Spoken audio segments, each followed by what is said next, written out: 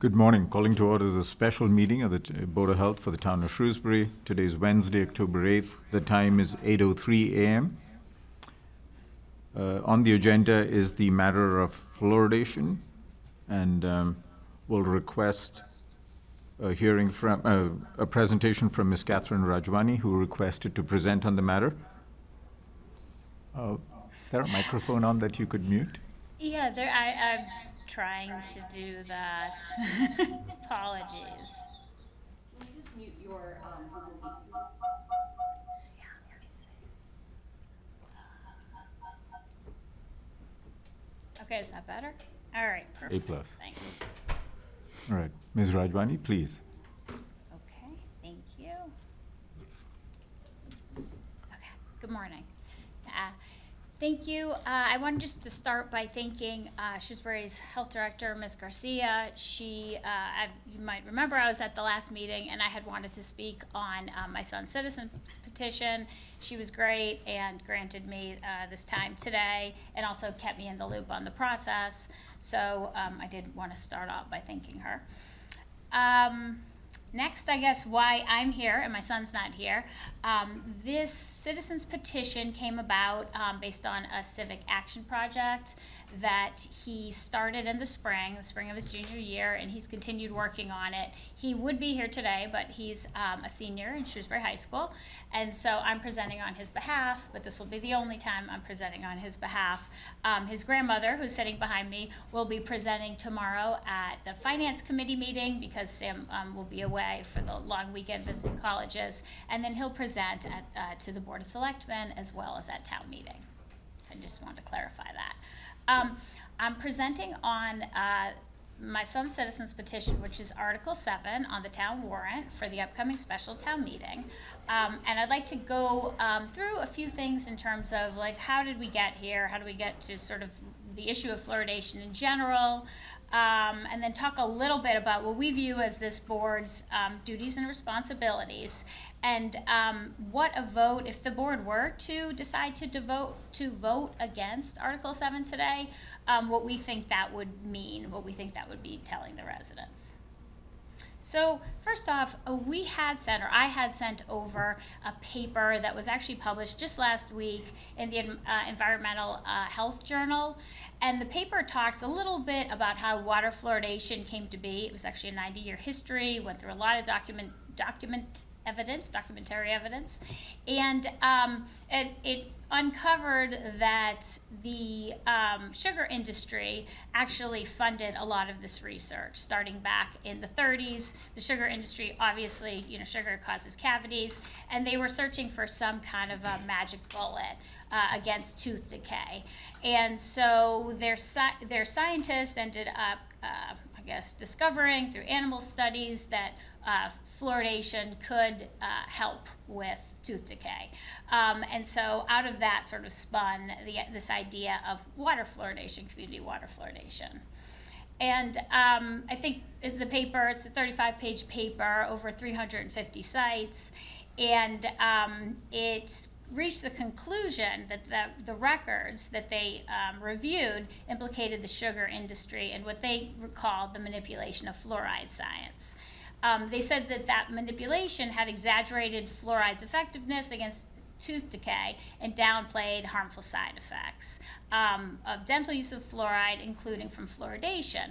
And they reached the conclusion, or they basically asked, when will dentists and government public health officials who promote fluoridation realize they have been misled by powerful industries working behind the scenes from the various earliest days of fluoridation? And I do think that's important. That was just published last week, and I think it's an important message. But now moving forward, I guess, from 90 years ago to Shrewsbury in 1952, and how we came to add fluoride to our water. And in essence, there was a motion at town meeting. I have it here. It was related to Article 23, and the town meeting was basically asked to purchase, install, and maintain equipment for adding sodium fluoride to the water supply. And the sum of $4,000 was raised and appropriated for such use. The article passed the town meeting, And since then, there's been fluoride in the water. Importantly, this has not ever been an issue for the residents to weigh in on, the residents at large. And so that's what Article 7 really is geared towards. It's not about whether or not water fluoridation is good or bad. It's just about whether or not the issue can be brought to the residents on a town ballot, specifically next year, the 2026 ballot. So I included, just to kind of make that clear, I included the language of Article 7, and it talks about whether the town will vote to authorize the select board to petition the general court for the enactment of special legislation which will allow for the residents of Shrewsbury to decide on the ballot for the 2026 annual town election whether to continue to fluoridate the public water supply. So Article 7 does not ask whether town meeting wants to continue to fluoridate the water. It only asks whether to bring the question of water fluoridation to the residents on the annual town election ballot in 2026. And because of that, because the Article 7 doesn't address the merits of water fluoridation, we think that it really falls, at this point, it falls outside of the scope of policies of the health department or the Board of Health. And I'd listed on this slide, I think it was the Mass Association of Health Boards had listed the different duties and responsibilities of the Board of Health. And it doesn't talk about ballot initiatives, especially when it's just a question that's going to be presented to the residents. So therefore, it's our position that this board should abstain from any recommendation on Article 7. Like as I said, based on the roles and responsibilities of this board, we don't believe that the Board of Health is a policymaker concerning ballot initiatives. And further, the Board of Health wasn't the entity responsible for adding fluoride to Shrewsbury's water to begin with back in 1952. So this, we think that this hopefully ballot initiative is timely because the FDA has been revisiting ingestible fluoride products. They issued a press release earlier this year that they're planning to remove concentrated ingestible fluoride prescription drug products for children from the market. And they talk about the fact that ingested fluoride has been shown to alter the gut microbiome.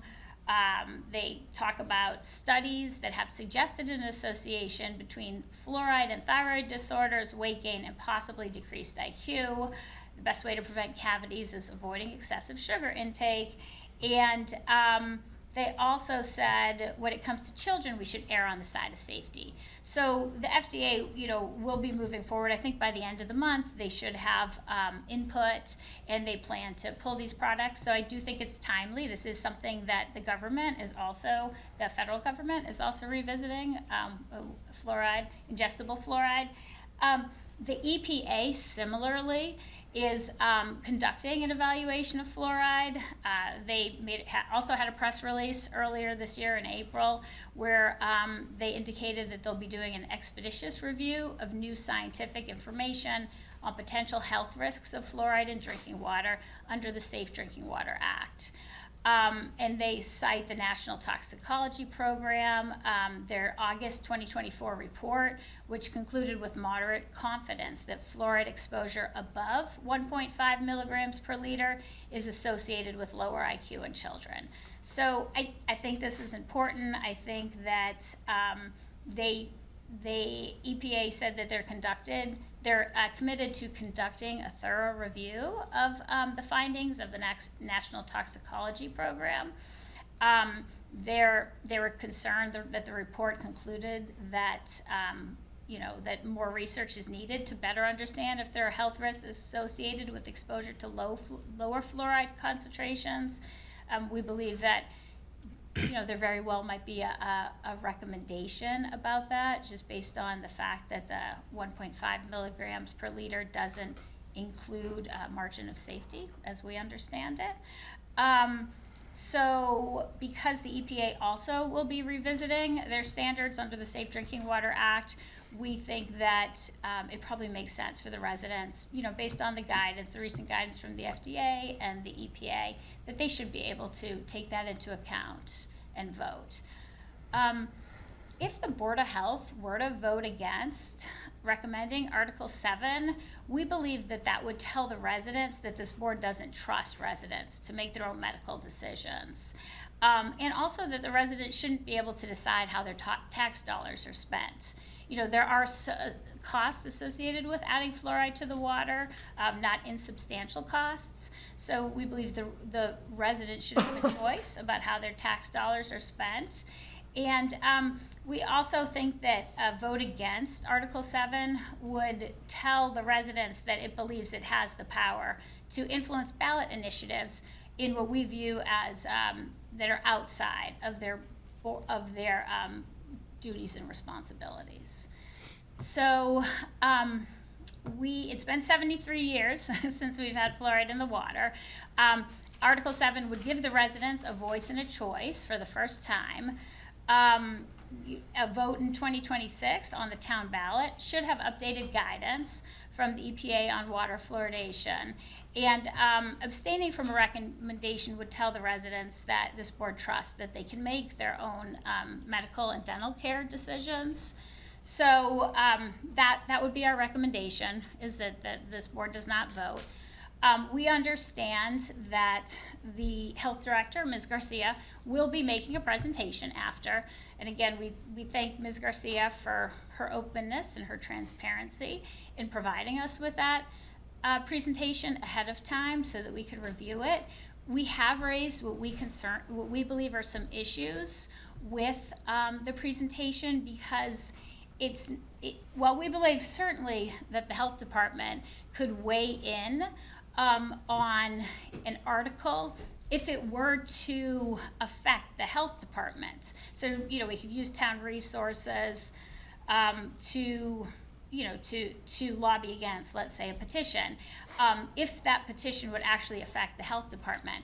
But here, the petition doesn't affect the health department. It's our position it does not, because it's neutral. It's just about putting a question on the ballot for the residents. So there are no implications, as we view them, for the health department as to whether or not this question goes on the ballot. We also believe that as petitioners, we have certain rights under the Constitution in order to bring this article to town meeting without having the town weigh in on it and influence boards such as this, or the Finance Committee, or the Board of Selectmen. We believe that we're entitled to a fair process to bringing this issue to town meeting and eventually on a town ballot. And while we're not at all, we are not at all having an issue with, certainly, Ms. Garcia personally, our issue really is with the town. We believe the town's efforts, and what we believe is unduly thwarting this effort, this petition. And we don't want to be adverse to the town at all. I've spent most of my life in the town, as has my mother, as has my grandparents. My son is at Shrewsbury High School. We absolutely love the town. But what we would like is the citizens petition process has been very difficult. It's been very arduous, and we've spent a significant amount of time and resources on this. And we know others have done the same, on other citizens petitions. And we just would like the board to realize that, it's not the worst thing to hear from citizens about their concerns. And we think that, some of the efforts, or some of what we view as, obstruction that we've encountered has made the process more difficult. And we just would appreciate, if the town would like to hear from the citizens more, perhaps, and get our input on things without having to work so hard and push so hard. So that's why we raised some of the issues. Again, it is not personal. Ms. Garcia has been fantastic. I wouldn't even be here today if she didn't grant me this time. And, we certainly understand her position, but we just really want to stress that this article is not about the substance of water fluoridation. Nothing at town meeting will affect that. It's really about just giving the residents a voice and a choice about whether or not they want to continue this policy that's been going on for 73 years. Thank you. Well, thank you, first of all, for being here and for your respectful presentation. Appreciate. Thank you. And if there's any questions now or later, I'm happy to answer them. Well, while you're at the table, I'll ask if any of my fellow board members have questions. I think you've been pretty articulate, but No, I have no questions. I agree, you've been very thorough. Thank Oh. you so much. Thank you. Appreciate Thank it. you. Appreciate the time. Thank you. so I'd like to ask our town council first, who I invited to be here, to address the issue of whether we as a Board of Health are not opining, as Ms. Rajwani pointed out, about whether or not it should be on the ballot, whether it should be a referendum. Any of those are not in our purview. What exactly would be in our purview, and then appreciate your wisdom. Thank you. Oh, is this on? It's on. Thank you, Mr. Chairman. And good morning, members of the board. Stephen Medaus, Town Council for the town of Shrewsbury, for those I haven't met before. And that was a fine presentation by Attorney Rajwani, who I spoke with and have corresponded with email, and I appreciate the information she shared. We do, and she would agree, we have some fundamental disagreements on some of these matters, so I'll share that with the board and my take on the whole Article 7. So Article 7 is a citizens petitioned article. You may be aware you can get an article on a warrant for a town meeting if you get the requisite number of signatures. It's a lesser standard for an annual than a special. They drafted their petition. It proposes a referendum. It requires a special act of the legislature because there's a general law that governs this matter. It's Chapter 111,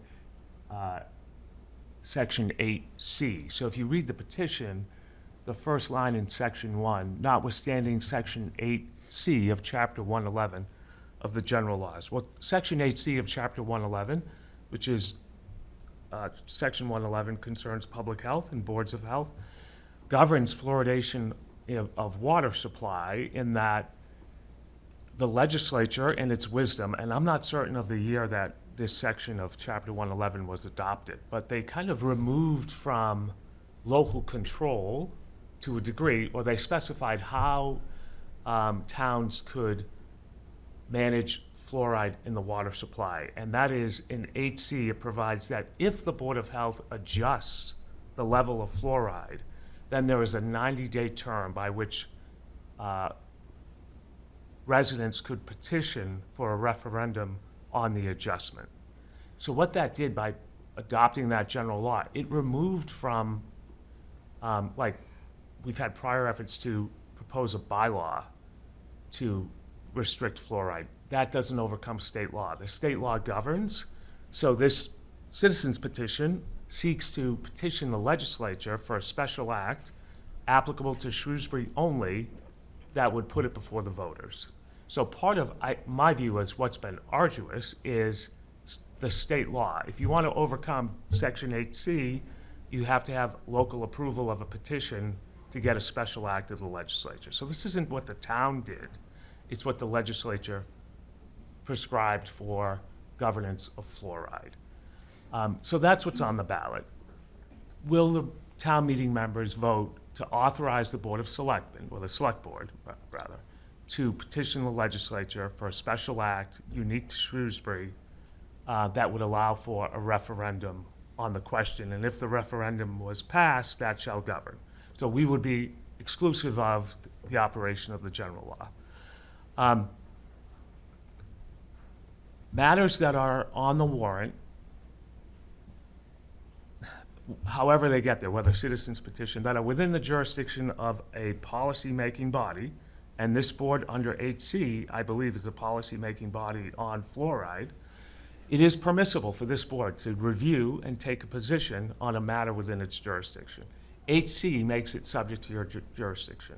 The area we don't agree on, the petitioner and myself, is to separate, to say that Article 7 on the warrant, the citizen petition warrant, does not concern fluoride or the Board of Health. It explicitly reads, notwithstanding 8.7 of Chapter 111, and then seeks the special act. So I think it does concern fluoride. As to whether it would pass, it would change the current scheme, if you will, that the legislature has throughout the Commonwealth. So my view is that this board may review and consider and take a position on the warrant article. I don't view that as thwarting the petitioner's ability to campaign. I understand the point of putting it before the voters versus what the legislature has adopted. And so that would be their effort at town meeting. But I don't view it as something that's not of a concern or a matter within the jurisdiction of the Board of Health. And Attorney Meadows, just to clarify, thank you very much, first of all, for that response. So our role, if at all, would be, our expertise would be on the merits of fluoridation, not specifically about should there be or should there be not, as Ms. Rajwani said, or whether the select board decides in one way or the other or anything else. We are not attempting to address any of those. That wouldn't be considered in our purview. Well, I think you could consider that. I mean, members of this board are free to decide that maybe residents should just vote on it, if that's what you believe. That could be a position, but since you have the authority under 8C to adjust the levels of fluoride, you would know that this petition would remove that to a referendum. And so, I mean, to me, I can't parse them separately, a referendum versus the merit of what the topic is. So I wouldn't say you're excluded from weighing in on the merits of a referendum on the question, the procedural aspect, but it's also a public health concern for this Thank you. board. Questions for Attorney Meadows? I don't think I have any questions at this time. No, I don't have any questions, thank you. Thank you. We did invite Ms. Garcia to put together some information about fluoridation just on the merits so as to re-educate our board. And so I'll invite Ms. Garcia to make her presentation. Thank you so much. Carrie, what's the best way to present it? Are you able to share your screen or? I would have to be in the Google Meet, right? Mhm. Would you be able to pull up my presentation? Give it a try.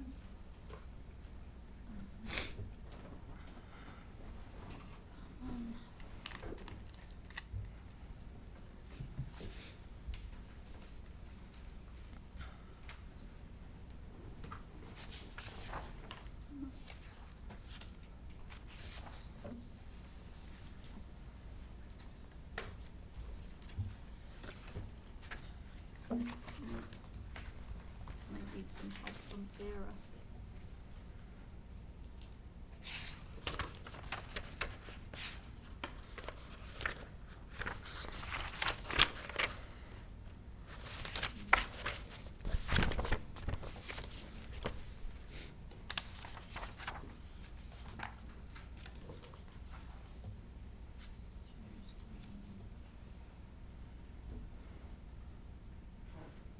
Well, I'm happy to just go over the information if we can't get it up. The information, the formal presentation was in the packet, so you can certainly all feel free to follow along with that. So thank you, Chairman. You know, as you stated, the Board of Health had asked me to prepare some information to provide some background on what is fluoride, why is it important to public health, and as a Board of Health, why you might want to consider, you know, making an opinion about this. So I just want to start off a little bit background on what is fluoride and what does it do. So fluoride is a mineral that's naturally present in some water supplies, foods, and also available as a dietary supplement or, you know, a brush application for your teeth. It inhibits or reverses the initiation and progression of tooth decay, and it also has been found in some studies to simulate new bone formation.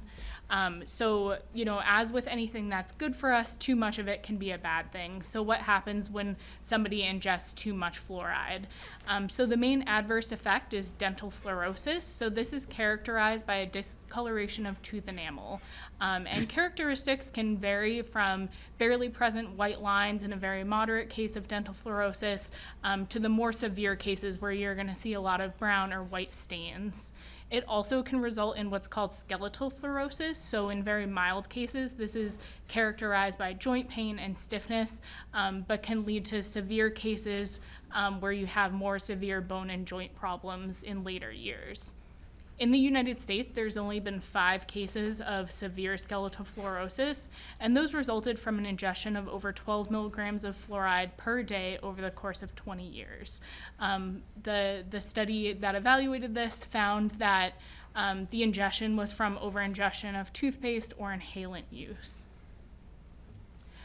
So why is fluoride important? Why do we care about it as a public health intervention? Dental caries or tooth decay were found to be the single most chronic childhood disease. So it's the most prevalent childhood disease in the United States. Among historically underserved populations, children experience 1.5 times the amount of dental caries. So this results in over 51 million school hours lost each year related to dental illness. In addition, poor oral health can exacerbate conditions like diabetes and cardiovascular disease. So this has really big implications over the lifespan. So it's not just, cavities in childhood years, but it can exacerbate all of those chronic health conditions that can impact, well-being throughout the life course. There's a substantial body of research that shows community water fluoridation can decrease chronic tooth decay across all socioeconomic statuses. So it's been found to be a really cost-effective community-wide intervention strategy that can help address health disparities. Now I want to go into a little bit of that information for the board about how fluoride in water is regulated, who are those bodies, and what are they saying about fluoride. So the EPA has a role in assessing potential health risks associated with fluoride exposure, and that happens under the Safe Drinking Water Act. So the Safe Drinking Water Act established enforceable maximum contaminant levels. So that's how much fluoride can be present in water where there are no anticipated adverse health effects within a margin of safety. And so the Safe Drinking Water Act has established that to be 4 milligrams per liter. They also set what's called a maximum contaminant level goal. So this is a more conservative level at which they solely look at health effect data to protect most vulnerable populations. So they're looking at health effect data in order to protect children, infants, pregnant women, the elderly, so those who may be more at risk of adverse health effects. And that maximum contaminant level goal has been set at 2 milligrams per liter. So within the Safe Drinking Water Act, the EPA is required to conduct 6-year reviews. So every 6 years, they evaluate all of the contaminants that they regulate through that act and identify based on new research which ones are eligible for revision. So, we understand that our technology, science, all advances, and so it's important that there's that, set standard for how often they're identifying those revisions. Their most recent 6-year review occurred in 2024, and the EPA made the conclusion that the data was insufficient at that time to support the selection of fluoride for revision. However, in April of 2025, they did say that they are making a commitment to review new science on fluoride to see if there need to be revisions to the Safe Drinking Water Act. However, there's been no updates provided yet on what those results are. The second body that looks at fluoridation and other toxins is the National Toxicology Program. So this is a division of the U.S. Department of Health and Human Services, and they regularly conduct research studies and monographs, evaluation of data to identify potentially hazardous substances and evaluate the effects on human health. So in 2024, the National Toxicology Program published a monograph that evaluated fluoridation on the effects of cognitive and neurodevelopment in children. So they looked at various research studies that have been conducted looking at this topic and found that with moderate confidence, the higher levels of fluoride in drinking water, so those above 1.5 milligrams per liter, were inversely associated with IQ attainment in children. It's important to note that The study explicitly states that this association does not prove a cause and effect. However, it does indicate area where additional research may be needed. The National Academies of Science, Engineering, and Medicine conducted two peer-reviewed studies on these monographs, and they concluded that this monograph cannot be used to draw conclusions regarding low fluoride exposure concentrations, including those typically associated with drinking water fluoridation. So this study really looked at those higher levels that are endemic to the areas of study. Most of the studies came out of China, India, Pakistan, and Iran, where their natural levels of fluoride in water exceed even that of 1.5 milligrams per liter. So it's important to understand that when looking at this report. On the grander scheme of fluoride legislation, there have been some civil action and bench trials which have recently taken place. So in 2016, environmentalist groups did petition the EPA to ban or restrict the addition of fluoride to public water supplies. In 2024, a federal court ruled in favor of the petitioner and ordered the EPA to take action. However, in the discussion from that court case, the judge did not specify specifically what actions needed to be taken, just that the EPA had to take some actions. The EPA did appeal this decision, however, there's been no update on any action since then. So just kind of to conclude, the majority of the systematic reviews in scientific literature out there don't link water supplies that are fluoridated to a concentration of 0.7 milligrams liter to any severe adverse health outcomes. Fluoride in community drinking water is a critical health intervention when we're looking at not only immediate oral health, but reducing health disparities across a lifespan. As a public health body, it's always important to consider, we want to make sure that we're not contributing to health disparities we're taking action to address. So I think that as the board looks at all these pieces of evidence, that's something to consider. So I'm happy to answer any questions. Great. Thank you very much, Ms. Garcia. Members, questions for Ms. Garcia? No, I don't have any questions. Thank you. No questions. All right, so before us is an option of deciding whether we do agree with the merits of fluoridation or not. And we can afford to leave it at that, or if board members want to take additional, they are free to do so. Do I have a motion from either board member? I'll make a motion. And your motion would be? To vote on just the overall effectiveness of fluoride in the water and not the petition. Okay. So to maintain the current state of fluoridation? Yes. Okay. Is that a second? We'll second that motion. Okay. Roll call vote. All in favor, Ms. Rosacci? I vote aye. Ms. Walker? Votes aye. Abraham votes aye. So we agree to maintain the current levels of fluoridation, and we will not comment on anything else. Are there other votes that the board wants to take? No, not today. Nope. Council, is there anything else that we should be doing? Well, I see on your agenda number 5, I didn't know if, which reads, review and act on the board's opinion as it relates to Article 7. So I didn't know if this board is going to act under that agenda item, or? And if you could explain so that the board understands clearly what it'd be voting for, what would be the implications of a yea or a nay vote on Article 7? Sure. So at the special town meeting, Article 7 will be presented by the petitioners. And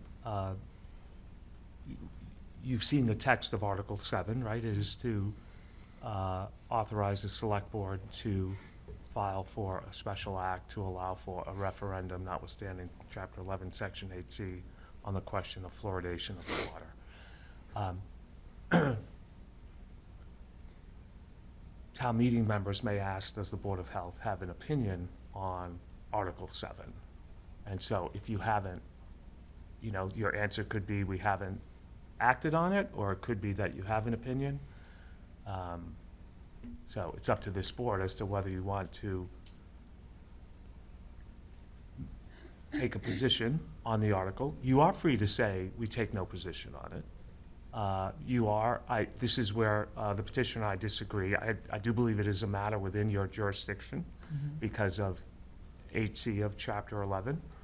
So I think it is permissible for you to take a position, but it's up to the will of the board as to whether you want to have your position known to town meeting members when Article 7 is called for a motion. And if I may, just, I believe what I had heard the board say was that they wanted to abstain on, that was, what I believe Ms. Versace. Versace, my apologies. I believe that's what I heard her Yeah. say specifically. So, I had heard that. I thought I that the d- board had decided. I did so- say they may take no position. Well, I guess my point was I thought that they had already Oh. decided not to take a position, and so I'm just, I guess Oh, okay. I'm a If little that, concerned maybe because I missed that. I don't know if that was. We'll the- make it explicit. Okay. How about that? So we take as a separate motion the issue of should we take a position on Article 7 or not. Either of you want to make a motion? Do you want to take a position or not take a position? We can choose not to take a position, as our council has agreed. I would vote to not take a position. Okay. Ms. Walker?